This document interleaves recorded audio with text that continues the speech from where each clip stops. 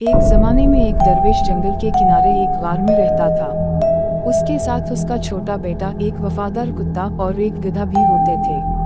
दरवेश दुनिया की चमक दमक से दूर सादगी और इबादत में जिंदगी गुजारता था। इसका बेटा भी इसके नक्श कदम पर चलने वाला, फरमानबरदार और नेक दिल बच्चा था। दरवेश का एक दोस्त था जो कि एक बादशाह था, मगर वो बादशाह काफिर था और अल्लाह पर ईमान नहीं रखता था।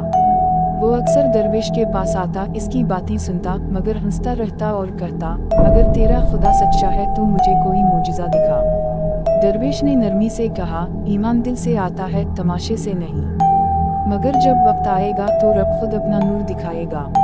एक दिन बादशाह शिकार खेलते हुए जंगल में रास्ता भटक गया। कई दिन तक वो अपने सिपाहियों से बिछड़कर भूखा प्यासा जंगल में घूमता रहा, यहाँ तक कि बेहोश होकर गिर पड़ा। दरवेश का कुत्ता, जो पानी की तलाश में निकला था, इसे देखकर भौंका। दरवेश और इसका बेटा वहां पहुंचे और बादशाह को गार में ले आए। इन्होंने उसकी तीमारदारी की, पानी पिलाया, खाना दिया और इसका ख्याल रखा। जब बादशाह को होश आया तो उसने हैरानी से कहा, तुमने मुझे बचाया जबकि मैं तुम्हारे दीन का मजाक उड़ाता था। दरवेश ने मुस्कुरा कर कहा, ये मेरे रब का हुक्म है कि किसी भी मुसीबत ज़दा की मदद की जाए, चाहे वो किसी भी दीन का हो। उसी लम्हे आसमान पर बादल गरजे और गार के सामने एक नूरानी मंजर नमूदार हुआ। एक सब्ज दरख्त उगाया जिस पर ताज़ा फल लगे थे, जबकि इस इलाके में सालों से बारिश ना हुई थी। बादशाह ये मोजिज़ा देखकर कांप उठा।